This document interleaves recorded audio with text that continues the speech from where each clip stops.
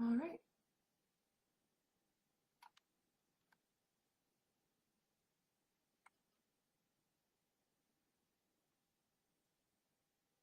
All right, looks like we're live.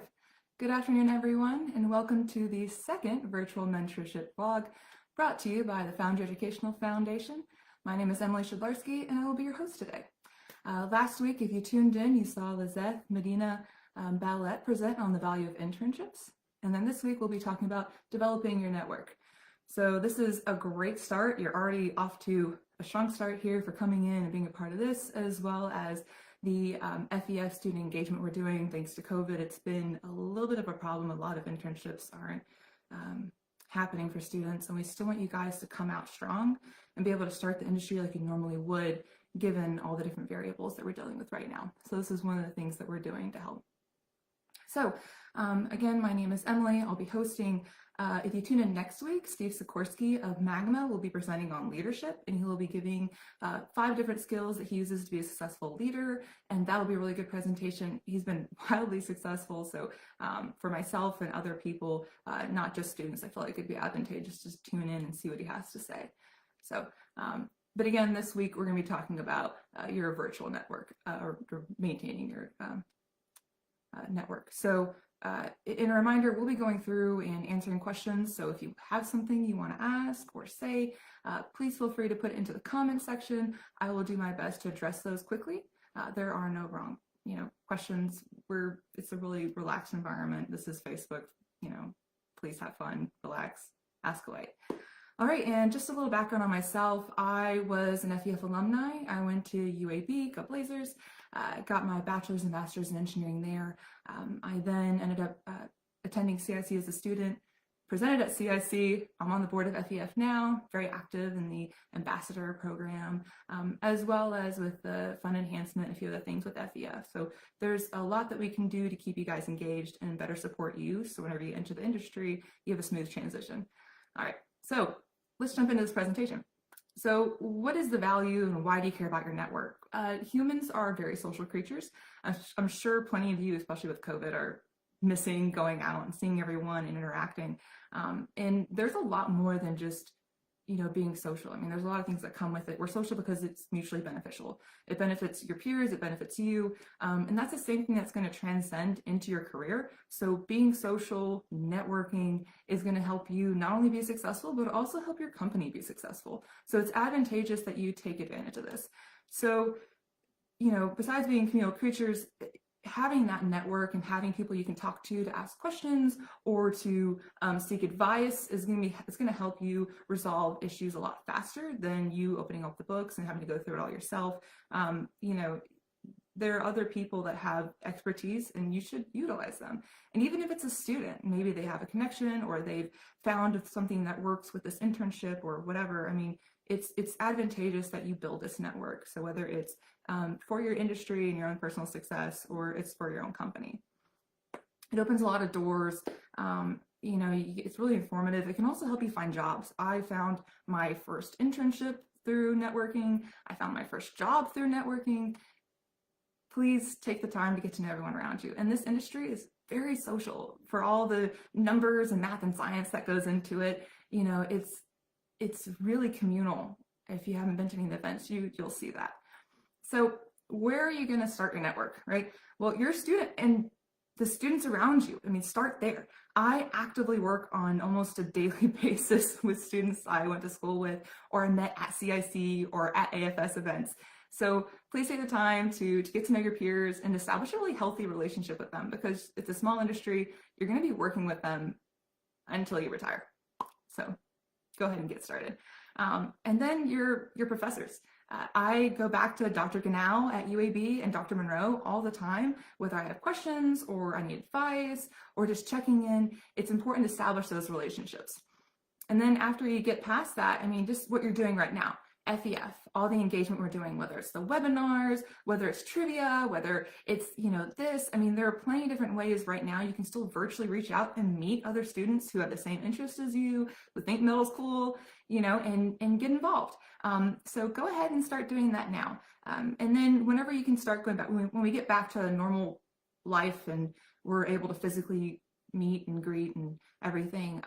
You know, whenever you do this casting competitions, when you get to work with students, professors, vendors, Foundry men and women, I mean, those are great places to start that launching pad, right? And start building your network. Whenever you go to industry events, you know, you can meet people and try to get business cards. If you haven't already made yourself a business card, make one, because when you pass it to somebody, they're more likely to give you one back. And that was a trick I used when I was a student. Guilty. But you can do that. They're not expensive. Sometimes it's free to get your first 50. And so go ahead and get those created and just have that in your back pocket, and then start adding these people on your LinkedIn. If you haven't already made a LinkedIn, Dana Cooper gave a really good presentation a little while ago on the value of LinkedIn. Watch it, establish one, and start connecting with people there professionally. And then you can also do follow-ups as well. I highly recommend that, and we'll touch base with that a little bit in the future. And again, when things get back to normal, you'll have like industry nights and tours, etc. Please feel free to engage with people, ask questions.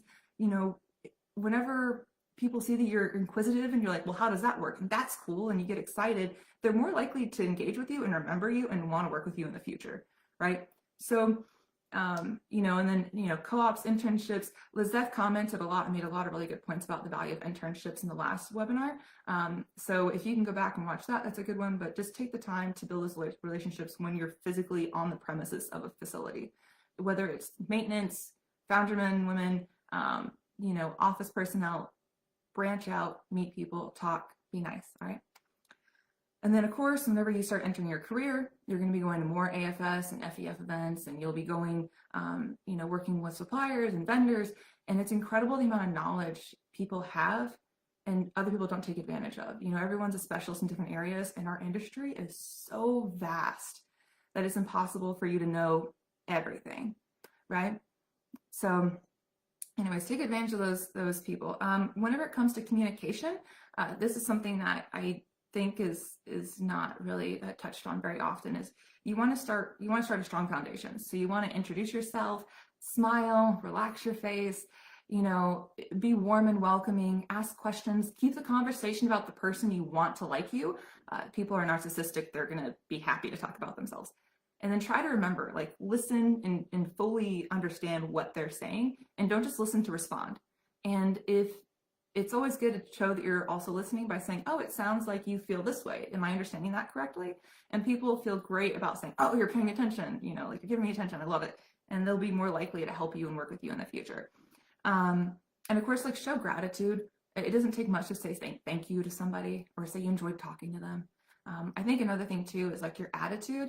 If you watched Lizette's presentation, you saw that she was just so like warm and inviting, and it's nice to talk to her, and people want to talk to her. So you want to be that person. It's going to help you build your network. All right. And then of course, like if you're asking questions and you don't know what to ask, start asking about their experience in the industry. What got them into foundries? What makes them excited? What do they like doing? You know, where do they see the foundry in like 10 years? You keep them, you know, you can focus on that until you can actually start building up a repertoire of like, okay, you understand what their likes are, their interests, and you can start asking about those, right? That common ground, right? Where you're no longer just a person. It's like now you guys have something you mesh with in common. And that's something, if you have a difficult time getting to know, like working with somebody, like they're challenging to be around, figure out what they're into, figure out what they like to do, right? Figure out what their hobbies are, and then get them talking about their hobbies, and it'll make you have an easier relationship and help you build that network. And just to step back a second, positivity and honesty are key here. Be genuine and try to be nice always. All right, and then you want to maintain these relationships. You've gone out, you spent all this time, you met all these people, and you want to follow up with them. So if you're having a conversation with someone and this one individual that you know is brought up, well, go ahead and reach out to that person later and say, hey, I was talking to so-and-so and you came up and I hope you're well and blah, blah, blah. And just take advantage of that. You don't have to check in with somebody once a month, just every so often to let them know you're thinking about them and you haven't forgotten that they exist. And so I don't see any questions. And if that is the case, I can wrap this up. All right, that's fine. So in conclusion, thank you for coming in and watching this. I'm sorry, we do have one, thanks. The question is, what advice would you give to someone who is an introvert? So if you've met me, and I feel like quite obviously I'm an extrovert, very social. I can talk to a rock probably, I mean, and have a good time. So if you are an introvert, there are plenty of ways to kind of like ease in. You'll see other people who are kind of quiet and you can approach them. You can go in with one of your friends as an extrovert and you guys can go together for a conversation. Being introverted might actually be optimal because you won't be as needing to lead the conversation. You'll let them lead the conversation. It'll make them happy.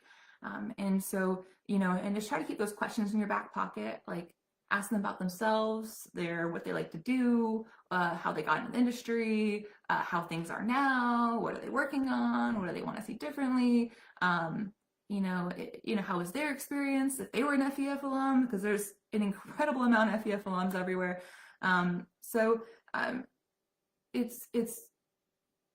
I wish I had actually researched a little bit more about how, as an introvert, to do that, but I feel like your best bet is to keep some questions in your back pocket and ask. And don't put yourself in a situation when you're uncomfortable. And sometimes you need to put yourself out there, but if you're going to be clearly uncomfortable, just like step back, and that's okay. Not everybody's in your face and outgoing and over the top like I am. There are plenty of people in the industry that are calm, and I'm perfectly happy to sit down with someone that's an introvert and have a casual conversation and be calm and try to bring my excitement down. So again, try to keep those questions in your back pocket. So without further ado, I'll go ahead and wrap this up if there are no more questions. Thank you again for attending the second FEF virtual mentorship block. We're happy that you guys are here. We're excited about the future. We can't wait for everyone to get back together. Make sure you just follow the steps, follow up with LinkedIn, be polite and engaging, listen to or talk to someone to listen and learn from them, not necessarily to respond.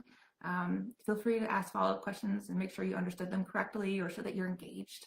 And last week, again, we saw Lizeth break the ground here and give a presentation on the value of internships. Next week's at the same time, same place, tune in. Steve Sikorsky of Magma is going to be giving a presentation about leadership and the 5 tools he uses to be a successful leader. I'm going to be tuning into that one. I'm kind of excited about it. Hope you guys are too. And if you guys have any other questions, you can reach out to us here, or Emily, my name is Emily Shedlarski. I'm with Simpson. You can reach out to me personally. We'll be happy to engage. All right, with that, I'm going to end the video. You guys take care, stay safe, make good decisions.